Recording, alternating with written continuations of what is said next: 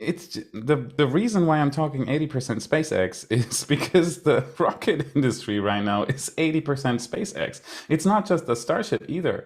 It's Falcon 9, it's Crew Dragon, it's Cargo Dragon, it's all the projects they still have in the pipeline. It's just so much more than what anybody else is doing right now. I mean, you said Blue Origin. They've been developing New Glenn since when? There's nothing. There is. I mean, I'm rooting for everyone. I really Sure, am, and yeah. I don't really like the hate that is being brought against Blue Origin because largely because of Jeff Bezos. But you should see it from the engineer standpoint.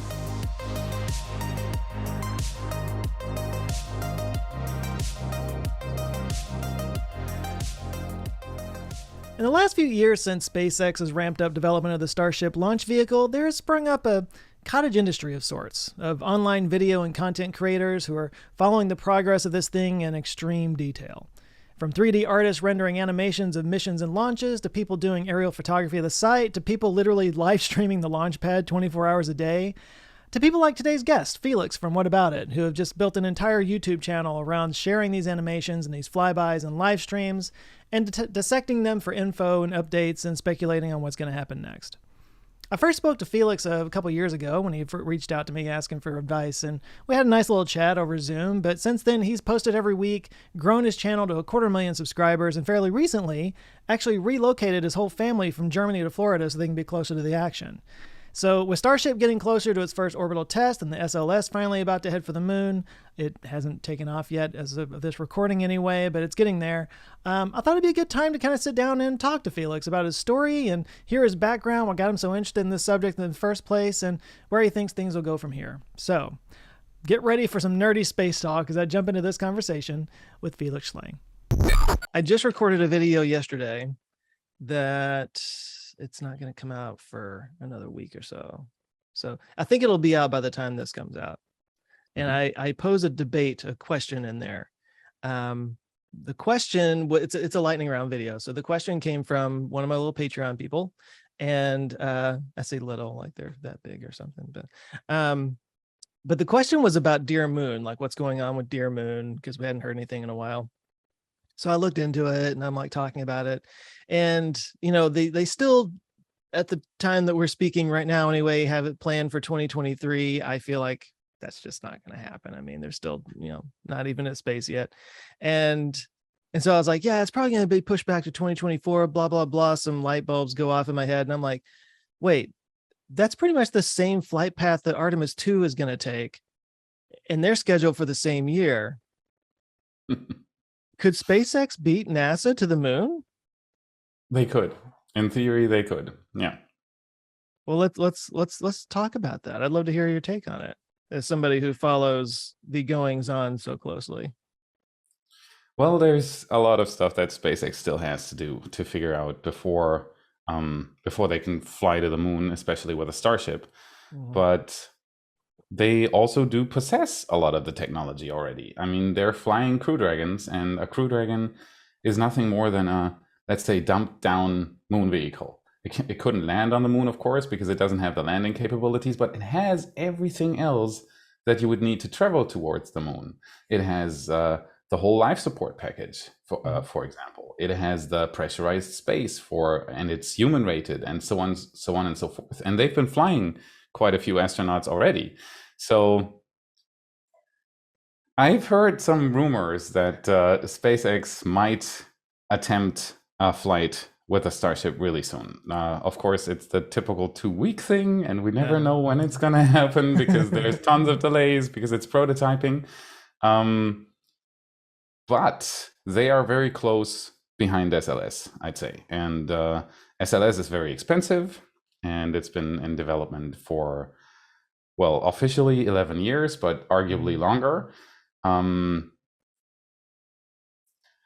It's a very old rocket design, and so on and so forth. So if SpaceX pulls off the Starship, if it actually works, if they can actually catch boosters and catch the Starships, and if the heat shield concept they have right now works out, they are close. They are close to making it run, to get it operational. And if they are close, well, They could beat NASA. They have a chance. They definitely do.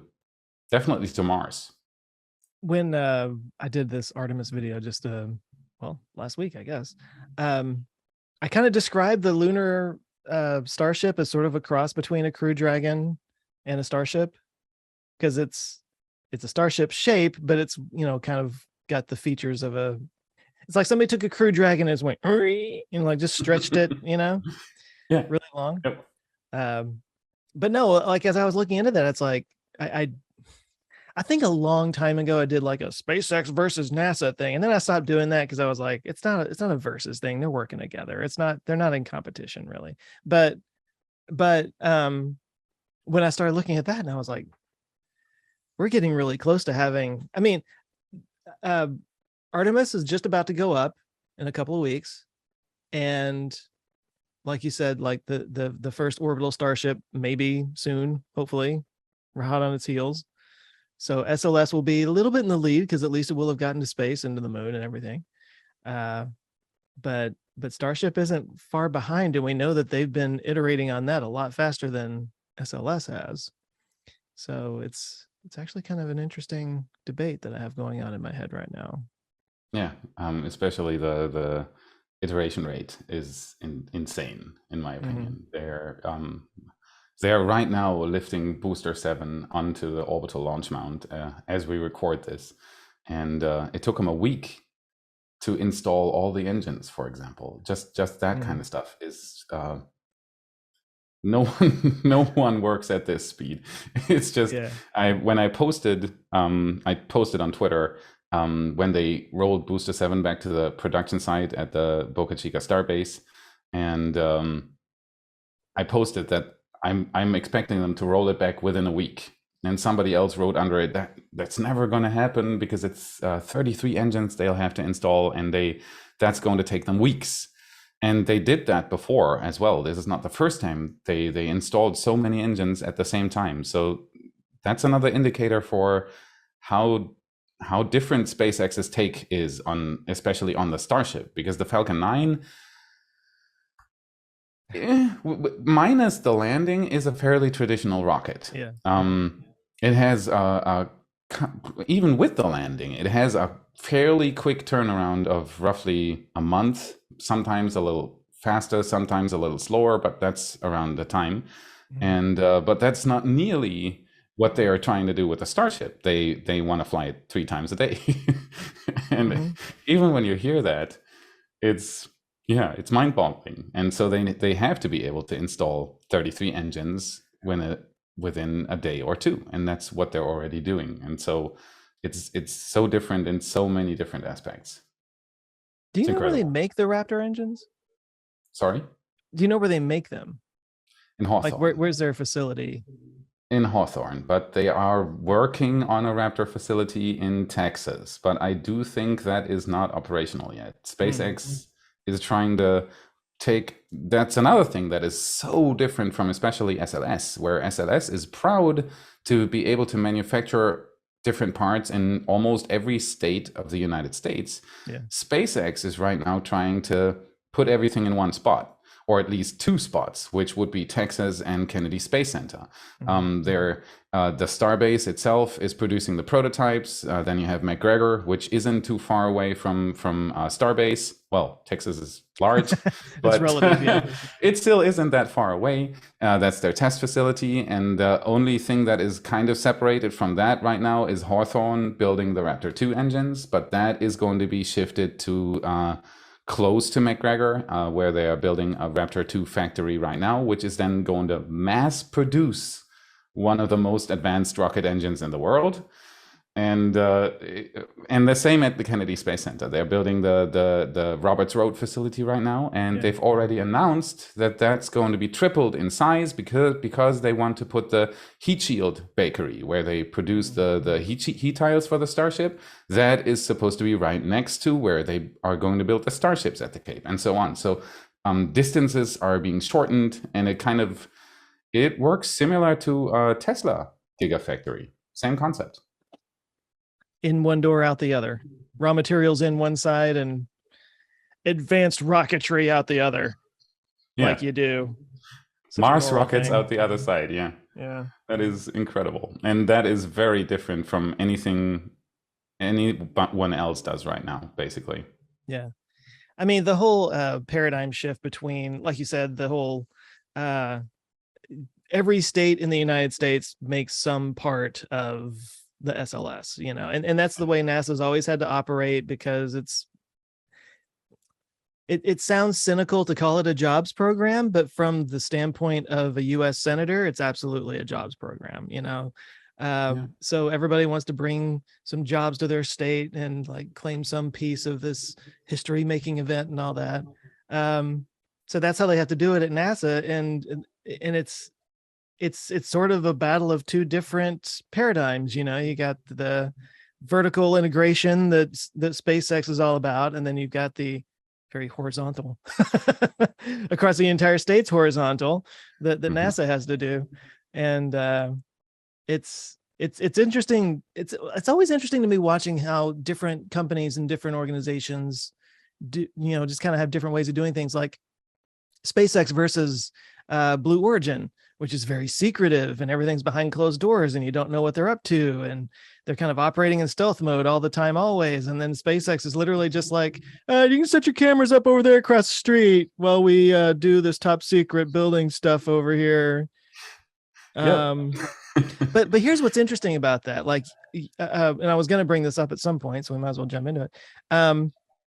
You have a whole business around SpaceX, around the development of Starship. Like, I know that's not all you talk about, Yeah, but it's clearly your bread and butter, you know? it's 80%. Yeah, Yeah. And yeah. and you're not alone. There's Marcus House, there's Lab Padre, there's all these guys that like, there's like a whole ecosystem, a media ecosystem around this one company developing this vehicle. Where else can you find that? And like, that's why everybody's so excited about it. That's why there's so much buzz generated about it. It's just this whole different way of approaching it, instead of like, oh, don't look at what I'm doing, don't see what I'm doing over here. It's kind of like, no, everybody just check it out. And we're gonna blow stuff up over and over again. It's gonna be like a NASCAR race. You're just gonna like watch just to see things explode. And Yeah, popcorn and accidents, exactly. yeah, It kind of is comparable. It's just that the reason why I'm talking 80% SpaceX is because the rocket industry right now is 80% SpaceX. It's not just the Starship either. It's Falcon 9, it's Crew Dragon, it's Cargo Dragon, it's all the projects they still have in the pipeline. It's just so much more than what anybody else is doing right now. I mean, you said Blue Origin. They've been developing New Glenn since when? There's nothing. There is. I mean, I'm rooting for everyone. I really sure, am, and yeah. I don't really like the hate that is being brought against Blue Origin because largely because of Jeff Bezos. But you should see it from the engineer standpoint, and you don't know what they're doing there. As you said yourself, they are very secretive, so we don't even know how far along they are. Recently, I heard some rumors about the New Glenn fairings being done with testing. The BE4 is being delivered to ULA for Vulcan, but that's it. There is no information, so we don't know how far they are. They could be a few months away from a first test flight. You don't know. So I'm rooting for the engineers and not for Jeff Bezos. So everything's fine on that end. But even with that in mind, there is just so much more news about SpaceX. I mean, I live right next to the pads now, and I can walk out the door twice a week and see a SpaceX rocket launch.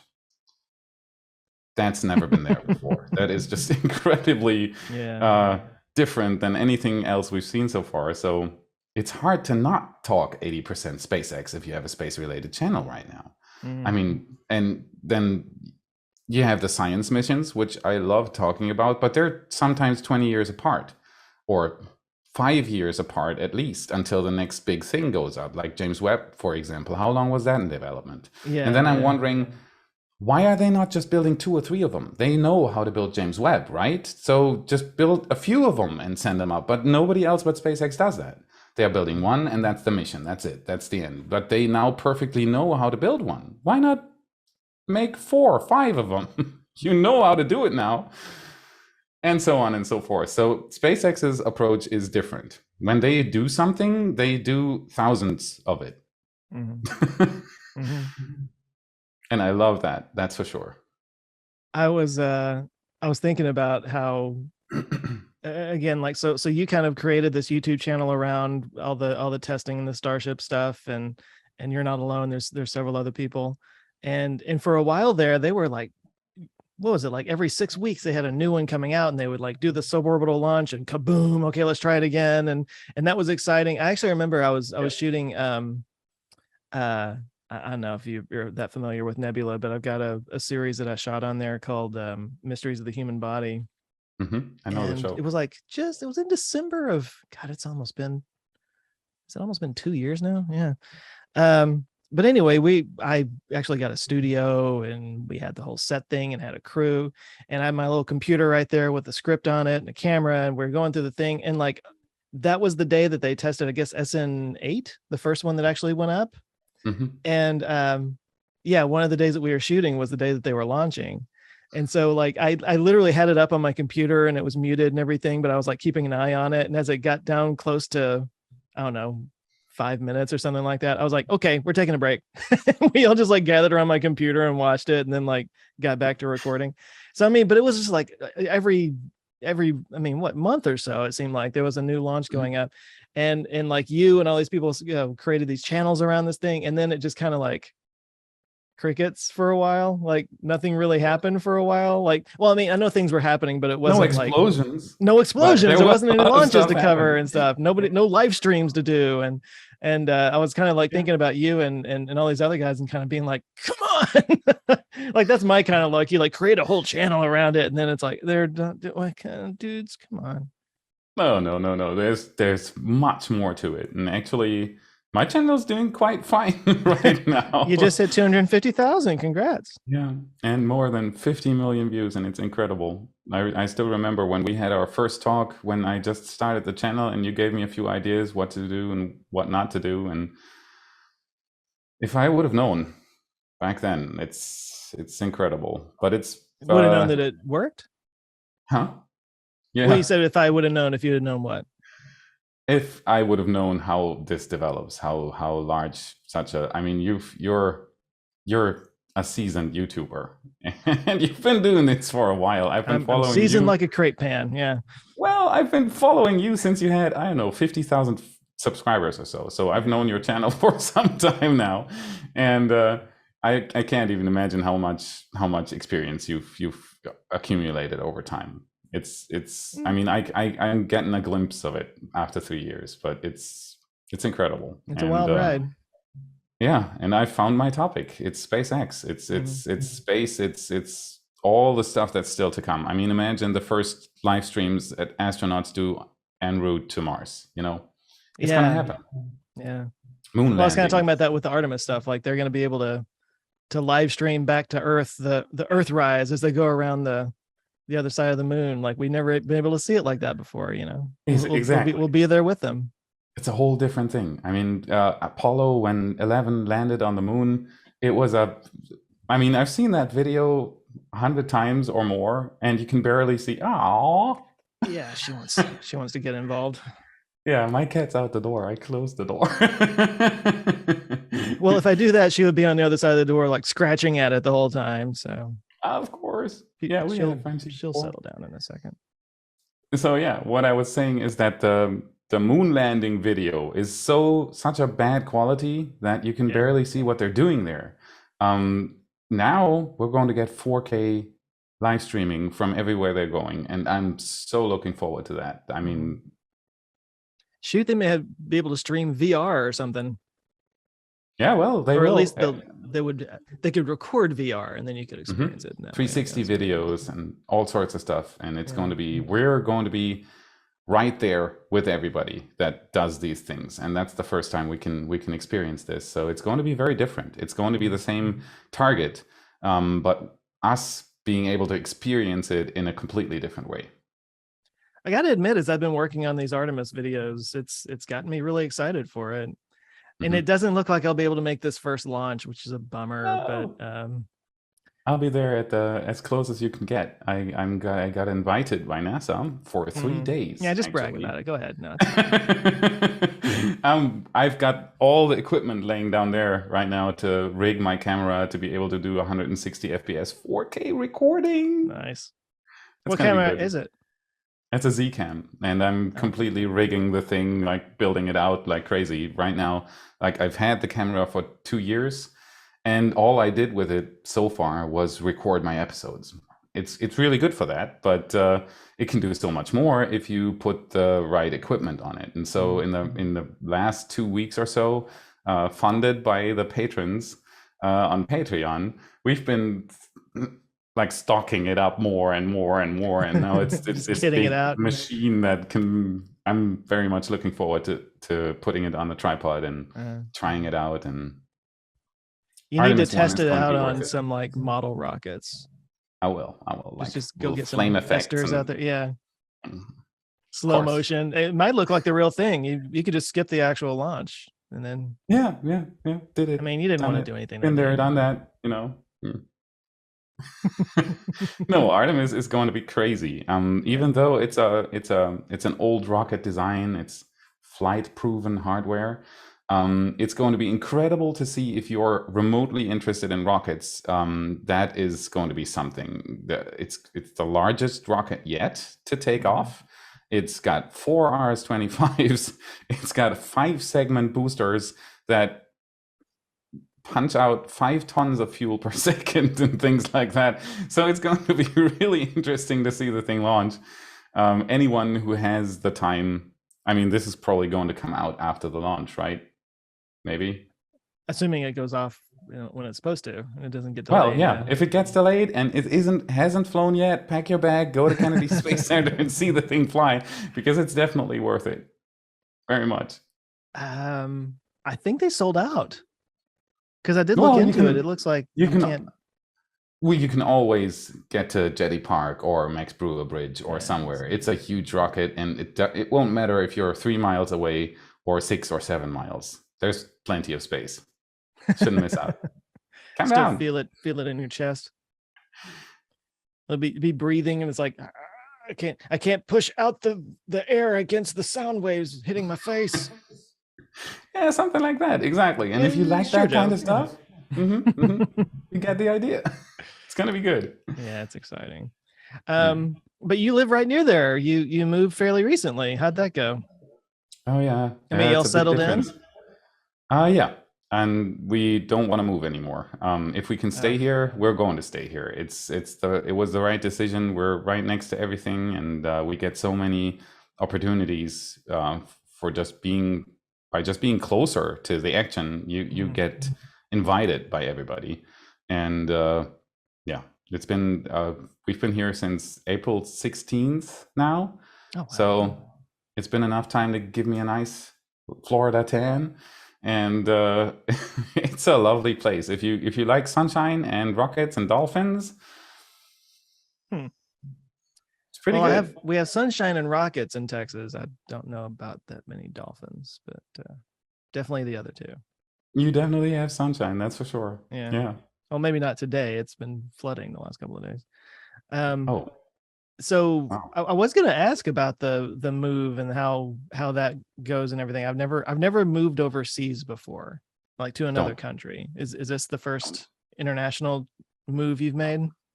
It's been 2.5 years of preparation. Only our visa application was 450 pages long, so it's that big of a folder that we had to make ourselves. It was a huge hassle due to COVID and due to several crises going on around the world right now. It got so expensive that we couldn't move our belongings from Germany to the United States yet. So we moved with 10 suitcases and 15 boxes shipped to mail, like moving boxes. That's all we were able to take. So, and then the 3 kids, which didn't make it easier. We have a cat that moved with us, and yeah. It was I've heard really even animals can be difficult to move over borders because various reasons. You know, when we did our big flight to come over to the United States. We had everything prepared. The house was already sold. We didn't even have a place to go back to when we went to the airport. And we arrived there with our suitcases and the cat and two friends who brought us there. And at the check-in, they asked us, "What are you going to do with the cat?" And we were like, "We're bringing her. We have everything set. We did calls before and made sure that the cat can actually go on the plane." And they said, "No, Singapore Airlines never takes pets in the cabin." So you're like at the airport. Not a place to go back to. Like, that's it. And we couldn't take the cat. So we had to give the cat to the friends that brought us to the airport. They took her in for six weeks. I had to go back to pick up the cat again, and then it worked. So there's been quite a few things that went differently than we actually expected. It's a hassle. If you don't have to move to a different country, don't. If you don't really want it, don't do it. I've never lived outside of Texas. Great. I grew up 100 miles from here, and like, you know, I just kind of like moved to this area for college, and then I got a job, and then I got married, and here we are, you know, and that kind of bums me out. It's like there's so much of the world I haven't really experienced. I mean, we try to travel as much as we can, but it's different than living somewhere, you know. But I've always wondered how the moving to another country thing works out. I know it's a hassle. I've heard that from everybody, but yeah. It's one of the best ways to experience a different culture is to actually live there, because when you have when you go on vacation, even if it's 6 weeks or 2 months or something, you still have that I'm going to go back home thought in your head. Yeah.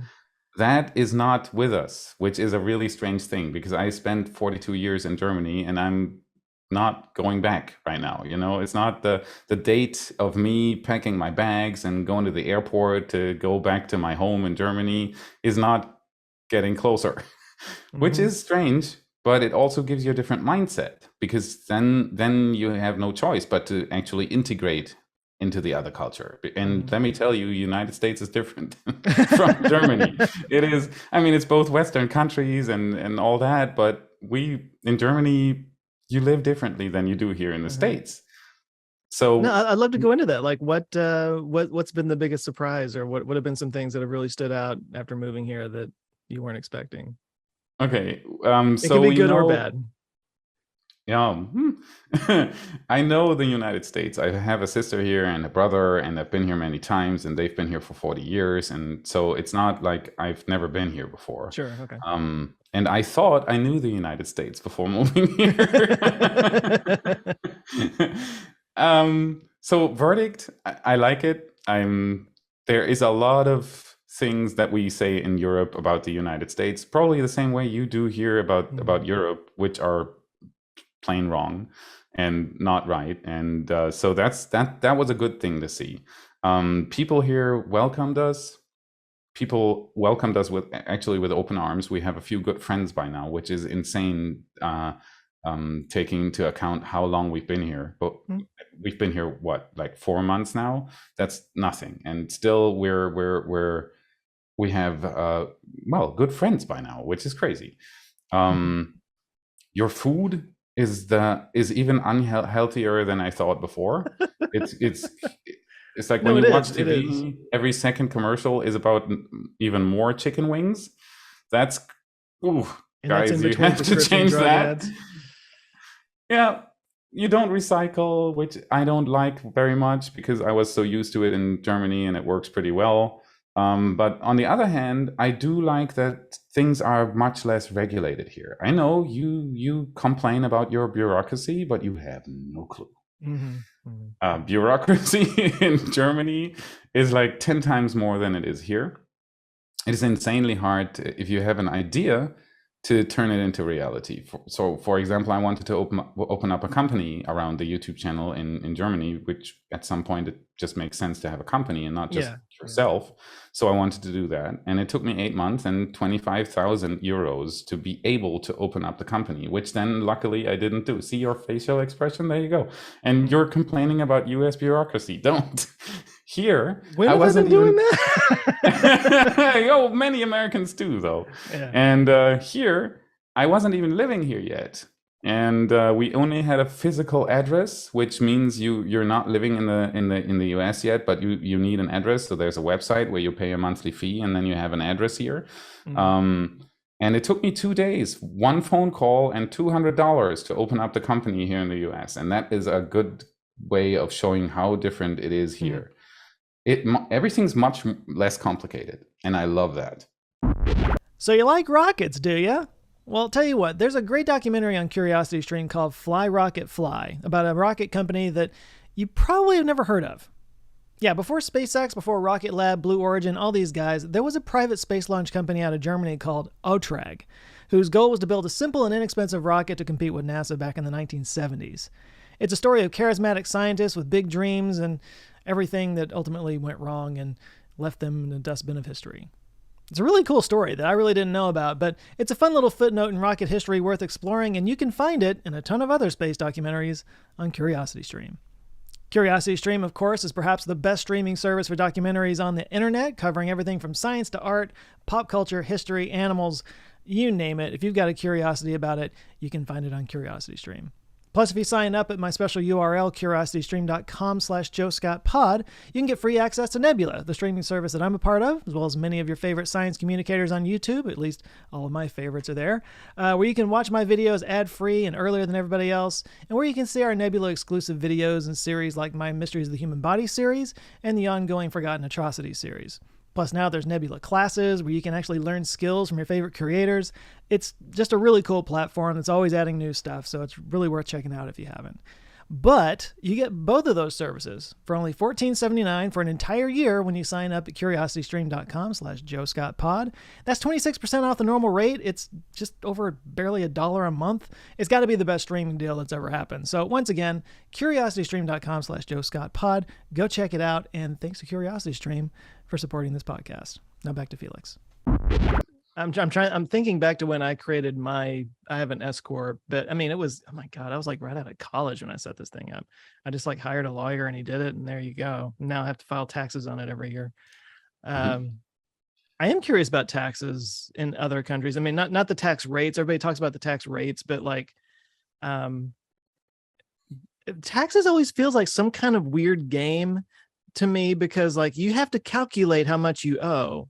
They know how much you owe. And if you don't get the number just right, you'll get in trouble. And I'm like, why don't you just tell me what I owe you and I'll pay you? Yeah. But silly. They don't do that. You got to like jump through all the hoops and do it yourself and get to the right number. And it's like, if you know the number, just tell me. Yeah. It's much too complicated too. No, it's the same in Germany. It's exactly the same. Arguably, it's even easier in Germany with taxes because there are a few pretty good contractors that you can use basically to they just ask you questions. You don't even have to know anything about the tax law. They just ask you questions. What do you do? And so on and so forth. And it'll spit out the tax form for you. So that is actually pretty good. But I totally agree. It's, in my opinion, the whole tax system is kind of stupid. It should be dumped down to just a few lines of text, and that could be possible, and it should be an automated process. Maybe it's going to get to that point at some point. I would also love to see an itemized like list of places where the taxes are going. That would be great. It just kind of feels like you're just throwing money into a dark hole, and you don't really, I mean, I'm very aware that there's things like streets and whatnot that you get out of it and whatnot, but can I say whatnot one more time? And yes, but it'd be great if it was like, oh, so this is what you're getting from paying your taxes. Like they don't market the taxes very well. Like I feel like they could very easily be like, look at all these things you get. Thank you for paying into the system or something. But no, it's just like, you're off by $5. You need to recalculate this. And I recently saw news about like a week ago or so. They did a new estimate that every citizen in the United States right now is in $200,000 of debt. Oh, like average? Yeah. If you take the governmental debt and you split it amongst the people, 200,000. Isn't that nice? I don't know how they calculate, but yeah. But I'm that's just the sell my same in house Germany. and It's the same thing over there. You have a few things where you're like, how is that even working? How does that even? I mean, what? You print your own money. You put everyone in. I was never asked if I want to be in debt. You know, it just happens. So yeah. that's the kind of stuff that you have to deal with when you're part of such a large Yeah. community, I guess. Like, could you itemize it down so much that you can see like, oh, I put like $5 into Artemis. You could probably. That'd be kind of cool. Yeah, so you Maybe. should watch the launch. It's probably more than $5. I paid for this, damn it. Yeah. That's my rocket.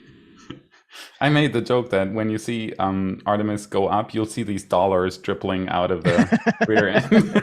instead of ice flaking off, it's just It's they're just going to insulated with be dollars. stacks of dollar bills. Didn't somebody they were talking about the new launch mount or the launch tower that's needed for Artemis, like, and it was $1.3 billion or something just for the tower. And they were like, if you stacked $1.3 billion, you'd get to the moon, which I don't think is Yeah, actually true, but well, you know, it's a funny joke. of course that wouldn't work, but yeah, Artemis has been very expensive. But there's actually there are a few technologies in there that NASA will be able to use even after Artemis. And nobody would have, when they started Artemis 11 years ago, nobody would have been able to predict that SpaceX is building a Starship right now. That's what you have to take into account. SpaceX is really disrupting the industry, the same way that Tesla made all the car manufacturers in the world start building EVs, even though EVs existed long before that. But they were these. Remember the days when they did these carbon fiber things with solar on the roof, and they went through the desert on long distance records, like going 20 miles per hour, and that was EVs before stuff like Tesla happened. And now everybody is forced basically to keep up with it. And that's the same with SpaceX and the rocket industry right now. It's like the reason why we're having it's not just SpaceX popping out of the ground right now. It's Relativity Space, it's Rocket Lab going on, it's Astra, it's all sorts of companies trying to innovate on this impulse that's been given. Oh wow, we can reuse rockets, and that actually makes it cheaper. Who would have thought? But before SpaceX, nobody really tried. When they started, everybody was laughing about Elon Musk with his mariachi band when he formed SpaceX in 2004, I think. Yeah. And nobody could have predicted that. That's what I want to say. So you have to cut them some slack that they are sitting there with their SLS wanting to launch it, of course, because there's a lot of money has been poured into it. And a lot of attention is on it as well, not just from the public, but also from Congress, from people who have been funding this thing for years and years. So here they are with SLS, and now it's going to launch. I'm going to cheer for it. It's going to be incredibly interesting to see the thing launch and to see where they're getting, if they can actually accomplish the mission, which there's a lot of ifs in there because it's not the same as Apollo, even if it does look very similar. The capsule is like 3 times the size, and it's a different build, and it's lots of new technology in there.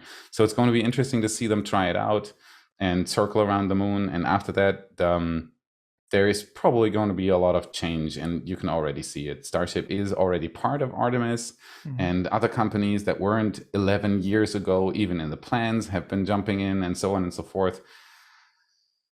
It's a political program, and it takes time to change something like that. Yeah. But it's happening. Yeah. I mean, I was sort of making the same point that like if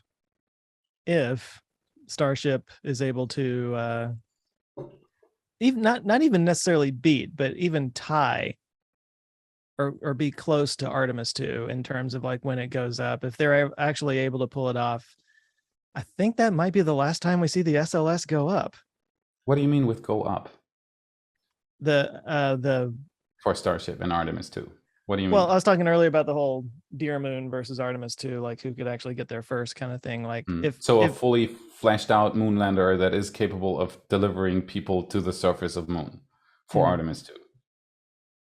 Well, no, they're not Uh, going to the moon, or they're not going to land on the moon for Artemis 2. But like just going around the moon, like if SLS, I'm sorry, if Starship actually works and can be like flight proven and human rated and all that kind of stuff, which I have thoughts on that too. But I just Everybody don't does. see how SLS continues if Starship like Yeah, really works, you yeah.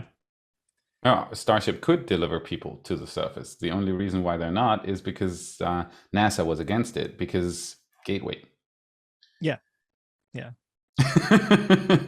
That's another thing in the Artemis program that really doesn't make much sense if you have a Starship. Mm-hmm. Why No, have a no, like if gateway? you see the Starship docked with a gateway, it's just like it's twice as big as the rest of the Can't gateway. it probably can't even because its inertial mass is so large that it would change the orbit of gateway Oh if wow. something went wrong with docking. It's the same as Starship docking with the International Space Station, which is much larger than the planned gateway. Mm-hmm. It's so large that if there is ever so little energy transferred to the station while it's docking, it's going to be a problem. So I wouldn't Hmm. expect starships to ever dock with the space station, and they wouldn't need to either because I mean, if a starship docks with the SLS, it doubles its pressurized space. Wait, It's you said very, SLS? You very mean large. space station? The space station, Yeah. Okay. exactly. So it's large. It's very Yeah. large. It's you can easily build new space stations with a starship, better ones, and much quicker than they were able to build the International Space Station. I mean, the ISS is its end date is ticking already. It's Yeah. going to likely be 2031 right now. NASA has just announced a few. They are giving out contracts for vehicles that'll deorbit the station when its final day comes because it's so large that it actually needs a vehicle attached to it to properly deorbit it Yeah. in a it's going to skim the atmosphere, go out to 150 kilometers, skim the atmosphere again, and so on and so forth to maximize the time that they can actually control the station. And so it's going to be very difficult to deorbit the thing. But that tells us that 2031 is probably the latest we're going to have an ISS. After that, Mm-hmm. you need something else anyway. And so starships would be perfect for that. Well, and there's private space stations that are already in the Yep. works with Axiom and And Orbital a few Reef. others. Yeah. Is that a Blue Origin thing? It's Blue Origin. Yeah. Okay. Um, I Very was actually secretive. thinking earlier about this the size the payload size of a starship being able to, because it's so much wider, Mhm. like you could construct a whole new space station with wider modules Yep. and have them have more space up there with fewer pieces Yep. basically. 9 meter diameter. So you have at least 8 meters on the inside, which is much larger than Mm-hmm. anything SLS. Yep. I still love the footage from Skylab. Like Oh yeah. what to this day, I isn't just that showed like the that biggest space that Mhm. people have had up in space? 2 days ago. I showed that to my sister who was visiting me from Wisconsin, and she was amazed. I showed her these typical videos where the astronauts are doing somersaults Yeah, in yeah. this wide open space, and she was like, "Whoa, what is that?" Uh, And yeah, that was long ago before they started cramping into sardine cans in low Earth orbit. It's uh, so sad that the Apollo program got canceled so abruptly. They had so many plans for all sorts of things, and yeah, and yeah, then that we was a were fun stuck in video I low Earth did. orbit. I looked into all the stuff that they were planning on doing after Apollo, and you're Yeah, just kind of like, oh man, man, exactly. the That world would would have be been so fun. different now. Hmm. It's all about the funding. It's not even that much funding that's needed for this kind of stuff. It's there. I've read so many comments under my videos about people complaining that there's so much money going into space exploration. Mhm. It really isn't that much money that's going into it. There are other projects that have like 100 times the funding, like nuclear aircraft carriers. Mhm. That stuff is really expensive as well. Yeah. Well, and I always make the argument whenever I hear that, and you're right, I hear it all the time in my comments too. People act like they just stuffed $1 billion in a fairing and launched it out into space. no, all that money went to people who were working on these things. Yeah. Now you could make the argument that it might be better spent elsewhere, that it's too siloed in a certain, class of people or whatever, but fair enough. But it is money that goes into the economy. The James Webb Space Telescope cost 1.2 billion. Or now, actually, what was it, like 11 billion? I was about to say, That's a very cheap James Webb. Yeah. But the point is, like, it was spent at these companies that were building it, and the people who work there, got paid from that money and stuff. And and it goes all the way down as well. It's not just high class engineers being paid. It's all sorts of people. If you look at the program, it's especially if it's SpaceX programs, because they try to avoid these high pay people as much as they can.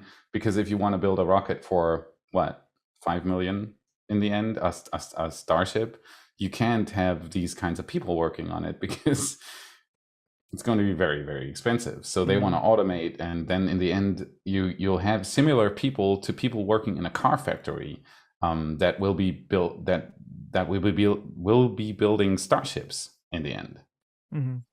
I mean, didn't they hire like water tanker people or yeah, water tower just builders? Normal welders and normal engineers and all sorts of people you would find in all sorts of normal projects are working on Starships right now, and very few of them are actually traditionally from the old aerospace industry. Yeah, that's just something that I like you said, I see it a lot in my comments, like, we're wasting all this money on space stuff, and it's like, it doesn't go to space, it goes to people. But at some point we'll even be at the point where it stays in space. Imagine that, when we have colonies up there and industries forming and all these kinds of things. Of course, there's lots of ifs in there. If SpaceX is able to, if the other industry sectors are pitching in, and so on and so forth. But if it actually works, we're not just going to go to the moon. We're not just going to go to Mars. We're going to leave this planet. A part of our civilization is going to go to space, which would, that's the whole reason. If you look at any science fiction story, anything that is, I'm a huge science fiction fan, and the biggest interest I have when reading or watching science fiction is how would it be to live out there, to venture to the stars, or not even to the stars. Even in our own solar system, there are quite a few good shows and movies that are just set inside our solar system. Imagine if we can explore the asteroid belts and mine for resources. If we can build a fueling stations on Jupiter's moons and things like that. All that would be possible in a few decades if what SpaceX and all the others are doing right now actually works out. So at some point, it won't just even be beneficial for Earth. It'll be beneficial for humanity expanding into the solar system. I think that's well invested money. It's funny because I'm on the side of that.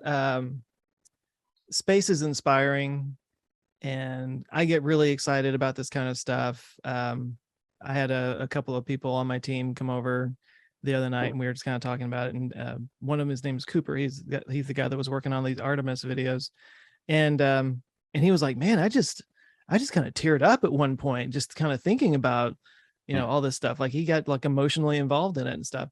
And it's interesting to me how, like, I'll just say people like us, I'll lop you into this group, but like we feel that sort of emotional connection to what's going on. And it for me, it gives me hope. Like, there's just so much garbage going on in the world all the time, but like, you see something like this and it's like, wow, we can still come together and do really big things. It's just like a reminder that, like, we can do great things if we really try and have the right motivation and stuff. But for a lot of people, as I'm sure you see in your comments all the time too, it's just like this giant waste of money. There's enough problems down here on Earth, and billionaires trying to leave Earth for the rest of us and all this. And it's always interesting to me how different people can have totally different I guess, reactions to space stuff. Like I said, like you and I and people on my staff and whatnot, like it's so inspiring to us, we get emotional about it. But for other people, they get emotional in the other direction. It's just a travesty and it's a waste of money, and we got bigger problems down here, and there's people living in the streets, and we got billionaires going up into space and stuff. And I get that. Yeah. Of course I empathize with that kind of thing, but I'm constantly going back to like, but we need something to inspire us. We need something to shoot for. You can't just like always be like dealing with the problems in front of you. You need to have a vision. And for me, that inspiring vision of like going out into space and finding new frontiers. And I've always made the argument that like the life that we live, the quality of life that we have right now is only possible because of space. Because of, I mean, when was the last time you got lost? Nobody gets lost anymore because you got your little phone that'll just tell you where to go and stuff like that. The only reason you can do that is because of the space infrastructure that we've, created up there. We all benefit from it in ways that we probably don't even think about. Anyway, I'm kind of rambling now, but no, it's just interesting to me how people can have different reactions to it. Yeah, there's a reason why I said in the beginning of this conversation that we're having here that I'm missing the recycling we do in Germany. It's obvious. We need to be really careful with what we're doing right now, and anybody who's looked into the numbers probably agrees. But that doesn't mean we need goals. You need, as you said, you need inspiration. You need something to work towards. And I think, I mean, there's this famous picture of the pale blue dot, and you can just put your thumb on it, and Earth is gone. And what's left is everything else. It's just slightly bigger than Earth, and I think it's worth exploring. And at some point, we won't have that. That's another thing that Elon Musk constantly keeps saying, is that there is a window of opportunity. There always is. Even if we do incredibly well, at some point our civilization will be gone. It's always like that. So there is a window of opportunity to be able to even try and explore, to put our foot out there and see where it's going. So we should, and right now we are obviously, I mean, if you look at what SpaceX is doing there, and not just SpaceX, we have the technical capabilities now to be able to do it. So we should. We can still save the planet. We can still do better recycling and drive EVs and use solar power or whatever you deem the right thing to do to improve our planet. We can still do that and launch rockets. So we should. Yes, I think that that those help each other out. That one, I mean, like solar power, so much of that was designed and developed from NASA going up and powering the ISS and things like that. I think the shift is that, like, some people are like, oh, we're ruining Earth, and now these people want to leave Earth and go ruin somewhere else. And I'm kind of like, no, but the technologies that we're developing that make it possible for us to do that, water reclamation, for example, and solar power and that kind of thing, like the things that we learn up there get applied down here and make things better down here. Yes. And that's the different mindsets that I feel like don't really. Also, if you think of, just for a moment, think about that we could actually make it to Mars or to the moon and build bases there, not just scoop up some dirt, put a flag down and go back, but actually stay there. What's the one technology that we really, or the technology branch that we really need to improve to be able to stay there? We need to be very efficient. That's something we're lacking here right now. We need to be much more efficient. So all the technology that comes out of energy consumption and recycling and being able to work with very little to achieve great things, that's exactly what we need on Earth right now. So all the technology that we develop for these destinations to be able to even do it will benefit us down here. Exactly. Like I said, if we can do both at the same time, and we should, because somebody who designs rockets is not good at designing recycling systems. So let them do their job. It's kind of like there's always when there's a big project and um, uh, people want it to go faster, they just say, why aren't they putting 100% of their workforce into that part so that it works faster? It's because the public relations guy can't paint a wall or design a car or whatever. It's the public relations guy. He needs to be doing public relations. And that's the same with us here on the planet. Somebody who learned how to design a rocket engine probably isn't the best at, and so on and so forth. At So selling yeah, the idea. it's a different thing. It's just it's two different projects, and if we can do both at the same time, I do definitely think we should. It's inspiring. It'll help us in the long run, and it's the one thing we've done since we stepped out of the grass fields in Africa, is to walk forward. And that's exactly what this is. It's us walking going beyond low Earth orbit. We've been doing a lot of stuff in space in the last few years, in the last few decades, but there's this classic picture. When you ask somebody what does space look like, they'll describe this typical horizon of Earth with beautiful stars and maybe an ISS in it. That's space for us right now. But actually, space is that picture without that beautiful Earth horizon. That's low Earth orbit. Low Earth orbit is 300 kilometers away from us. It's not really that far away. It doesn't even have 0G. The only reason why it has 0G is because we're constantly falling. Yeah. So it's not that's not space. Space is that picture in black. That's where I'd like us to go. I like that. Thank you. Low Earth orbit is not space. We're just falling at a great height, really fast. Yeah, I mean, we've managed that. It's crazy enough, but it's not. That's not what space is. Space is much further out. Space is everything except for that pale blue dot, and it's 99.9999999 and so on and so forth. That's what we still have left. So we should go out there. So you mentioned you enjoyed science fiction, I guess reading science fiction growing up and stuff. Is that kind of what led you toward all this? Like, what leads this guy in Germany to be so interested in rockets that he goes through the hassle and trouble of moving to Florida so that he can watch launches go up all the time? You know, first of all, I want to make the news. Florida man hugs rocket and doesn't let go. I'm working on the project. I did say Florida with a lot of stank just there. Sorry to everybody in Florida. Florida is lovely. Don't let Joe tell you anything different. There's a little Texas-Florida rivalry.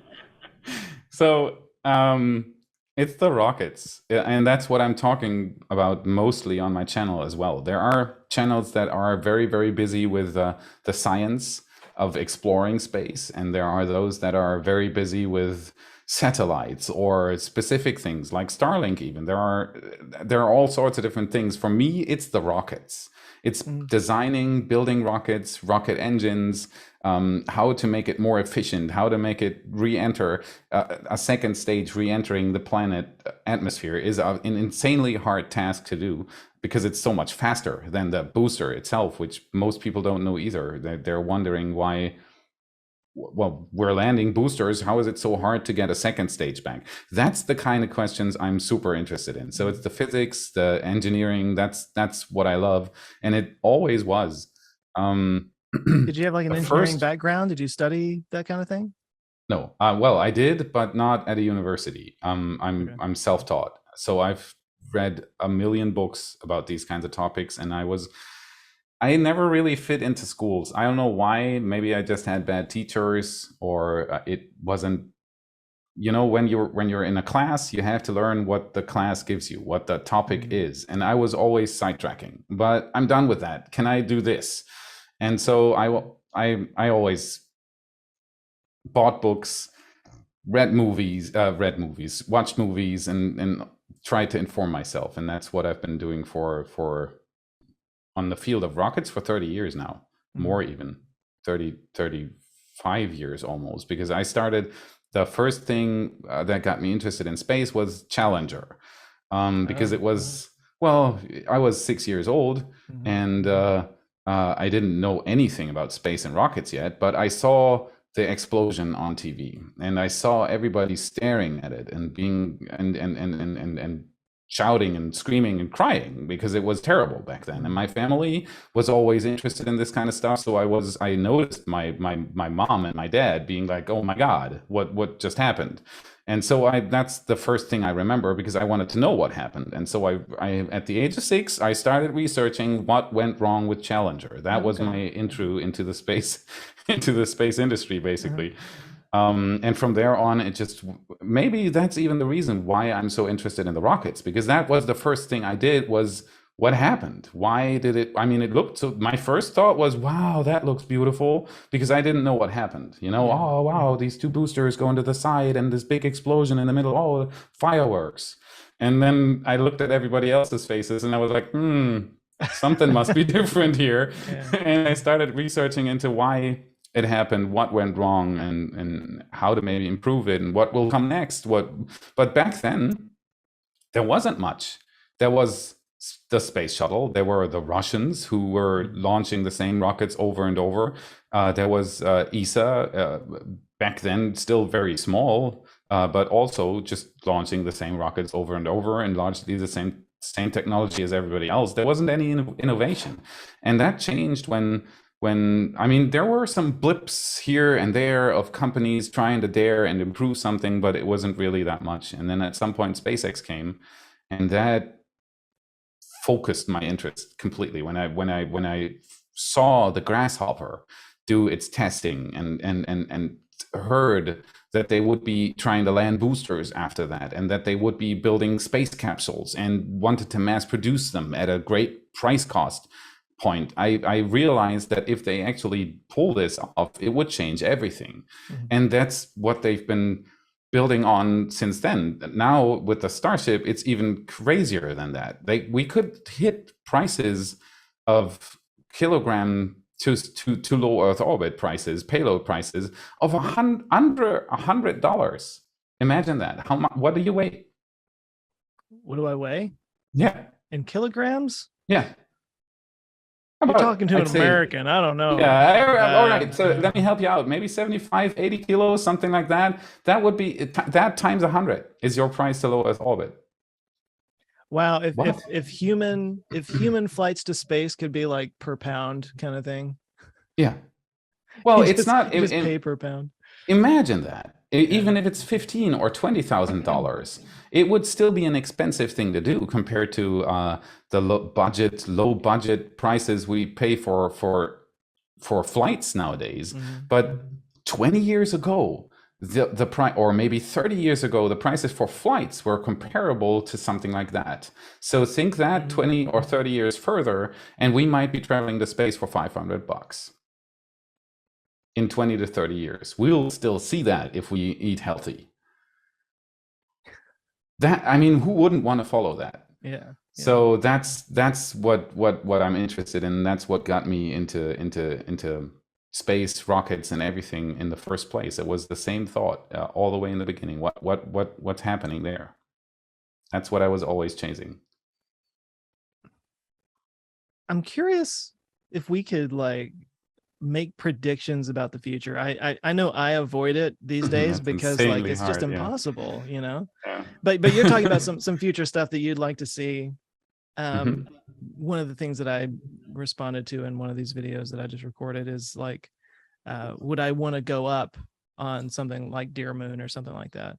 I'm not that guy. I think it's like you were talking about when you were a kid that you saw Challenger and all that. So I'm a little bit older than you. I was maybe in like 5th grade or so when that happened. What? How old are you? 47. Oh, okay. I'm 42, so it's not that much. So about 5, yeah. But same thing. Like I wanted to be an astronaut more than anything. I had the space shuttle on my wall. I had like little models of space shuttles and stuff. I knew all the rockets that, you know, Mercury and Gemini went up on and everything. And where was I going with that? But my point is, like, I was always really into it and stuff. And now it's like, the idea that there could be a space hotel or some kind of space tourism thing, if it got so regular that it's just something people do now, even if it's expensive, it's something I might want to save up and do someday. But I'm not going to be one of the people testing out what it's like to land a starship on a couple of pins on some chopsticks. Like I'm not going to be on that ship. Yeah. Yeah, no, I don't need that either. Yeah. It's the same. I've got the question asked plenty of times before on my live streams and in comments. If I would go to space, I would love to go to space, but only if it's safe. Because I have family, I have 3 kids and so on and so forth. So I have to think about that as well. And Mars is completely out of the question because it's just too far away. It's at least 2.5 years of trip. And it's the most hardcore camping you can imagine. It's not going to be pleasant. So Yeah. let the people who are much more suited for that do this. But the moon is what I'm always saying is the one thing I'd love to go to. What do you think? A 2-week trip, 2 of us to the moon and back? Let's see. How old would I be by the time we could do something like that? 10 years, maybe? You think? I do. You think in 10 years there will be civilians? I almost said there'll be civilized people on the moon. You think in 10 years normal people could go like stay at a moon hotel? Well, it's optimistic, but I do think so. Yeah, not a moon hotel, but the same we have right now with Inspiration 4, for example, or the occasional guest on the ISS, things like that. So it's not going to be the Hilton Valles Marinares or something on Mars, but it might be us being able to go there. That's what I was saying.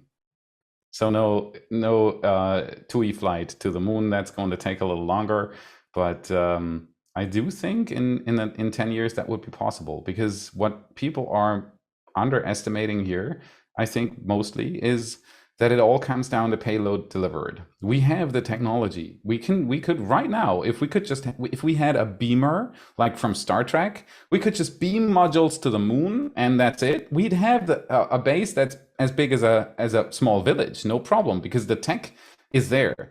The moon is actually easier than low Earth orbit and so on and so forth, because you have gravity. You can build in a normal way. You can just set down just beam them there and you're good.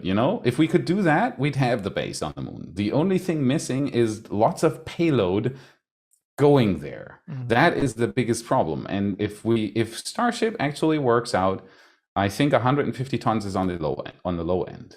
I think they can go past 200. So 200 tons is a lot of mass.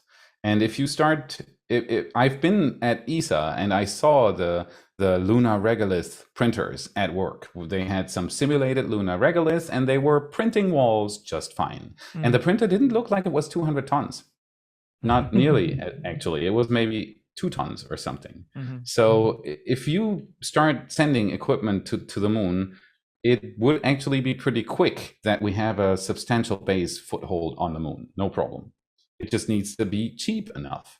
That's the biggest problem. Because right now with SLS, you send a few astronauts and a few hot dogs and sodas around the moon, and it costs you, what, 2.5 at absolute minimum per flight. But actually, if you take in the development cost, it's more like 20 billion per flight. So that's what's holding us back. It's the same reason why we're locked in low Earth orbit, because the space shuttle was beautiful. I love it. Every time I go to the Atlantis exhibition here at Kennedy Space Center, if you've not been there, go, by the way. It's incredible. But it was what, 450 million per flight at least. And that's the problem. If that goes down to 5 million or something, we're talking. And if that happens with Starship, simple transport flights, because that's what would be needed to build a base on Mars, on the moon. You don't need fancy stuff. You just need fairing space and payload capacity. That's it. And you send all those to the moon. That would actually be pretty quick.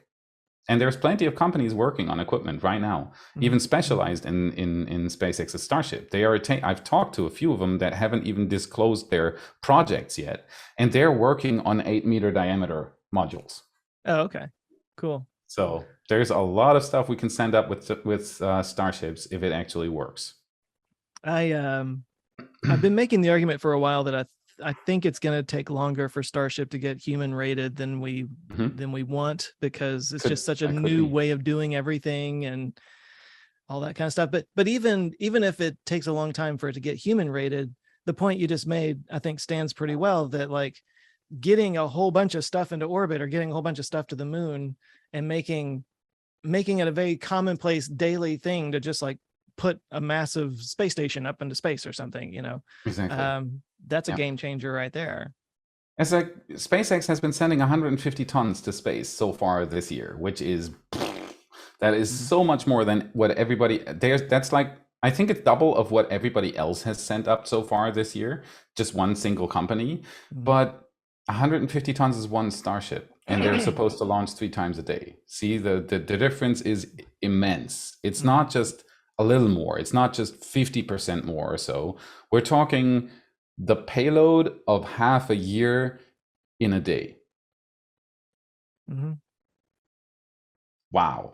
If that is where you can start building normal stuff in space, and not just a super specialized science laboratory, but manufacturing. You can start building a dock in space, for example, to build spaceships in space, because the biggest problem we have with our spaceships is Earth is insanely high gravity. For a planet that size, the gravity is really a lot. 1G is, I mean, if we had 2Gs, we could almost not leave this planet. We wouldn't be we wouldn't be spacefaring at all, probably. So 1G is at the, it's still doable, but it's very, very difficult. So if we start building spaceships in space, they don't have to leave Earth's gravity well, which would be very, very beneficial as well, and so on and so forth. So we need to really actually go out there and start, not just for science trips, but for actually staying there. That's what I meant earlier as well. That is the most important part, is not to do another science mission somewhere, but to actually go out there to not want. It's kind of like me moving to the United States without the date where I'm going to pack my suitcases again and travel back to Germany. It's staying there. The people that are going to go to Mars are not going to have that pack your suitcase date. That's the biggest difference. I've compared going to Mars to being more like the first European settlers coming across the Atlantic to the United States. It's really more of that kind of thing. Like, bring the whole family. And it's going to be the same amount of danger. Yeah. It's not going to be, that's what I meant with a hardcore camping trip. It's not really going to be nice to go there. So, it needs tough people. But if there's one thing that history has shown us, that is that there's a surprising amount of people willing to do these kinds of things. It's us stepping out of the grass fields in Africa. We did it, even though we didn't know exactly what happens or where this would lead us, or if there is a dangerous lion sitting out somewhere. We just wanted to go there. And I look forward to riding the coattails of much braver people than I, and doing something similar once they've proven it safe. So exactly, that's the person I will confess, that's the person I am. I'm not the hero, but I will benefit from what the heroes do. Let's put it that way. Well, what would the hero be without the person sitting on the roadside cheering for them when they ride along? True. And throwing the ticker tapes. Yeah, and confetti parades is very important for heroes. Trust me. Well, I'll be one of those guys then, with my little YouTube channel, with a little camera. Well, we can start to wrap this up. We've talked about the future plans and stuff like that, and you've got you got Artemis 2 or Artemis 1 coming up that you're gonna, probably by the time people see this, you've already done it. Hopefully, yeah. Anything else on the horizon? Oh, all sorts of things on the horizon. That's That's the best thing about me specializing in the space industry. That is a glorious time right now to do Hmm. so. There is so much happening, and I'm looking forward to so many things right now. Relativity space for those who are interested and watching this right now. It's not just SpaceX. Relativity Space Rocket Lab is working on reusing and building a new rocket. Astra. There are plenty of projects in the pipeline everywhere in the spaceflight industry, and I'm looking forward to every single one of them. It's a crazy time. It is. Yeah.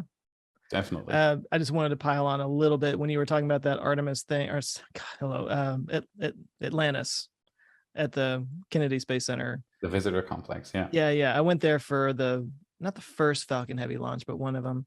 And I got to go to the I keep wanting to say Artemis now at Atlantis. Atlantis Center, yeah. Yeah, so you like walk into that room and there's all those screens and they show a little like sis boom bah, like here's all the missions that it went on and stuff. And it's kind of like, yeah, okay. And then like the screens go up and there it is. It's like it's hanging right in front of you. And I legit had to like have a moment. I'm tearing up every time. Yeah, No I just joke. got I all mean, teary eyed. I was like, oh my God. it's every time. I've been in there like, I don't know, 10 times now, largely because showing visitors. The one thing I always do when somebody visits me here is like dragging them to the visitor complex to show them all the cool stuff there. And every time I'm standing there and that see-through carpet is being rolled up, I'm tearing up every time. Well, I've only done it the once, but yeah, I like all these people just kind of like just started walking in. I'm like, give me a second. Yeah. It is incredible. Yeah. And that's the hope and future goal aspect, I think, because when you see Atlantis, you see what great things we've already done, and it makes me tear up. Yep, same as you. But it goes back to that thing of like, there's some people, I guess, like us that just, it is a very emotional thing.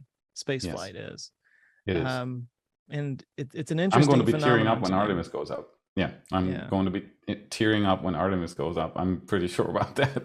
I'll be filming it with my camera because I likely won't be able to live stream from there, which I would love to, but it's just not possible with the equipment we have right now. That's Tim Dodd does this kind of stuff. He has his equipment everywhere. It's insane. Yeah, Luna. It's really, really cool. I mean, what he does there is incredible, and we're so much smaller still.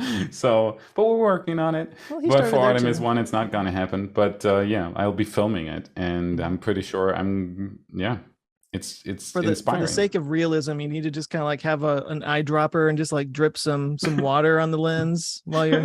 This is the real experience of watching this. Yeah, maybe I'll do that. Anyway, thanks for what you do, and if anybody out there has not checked out your channel, go check out What About It. Thank you very much for having me.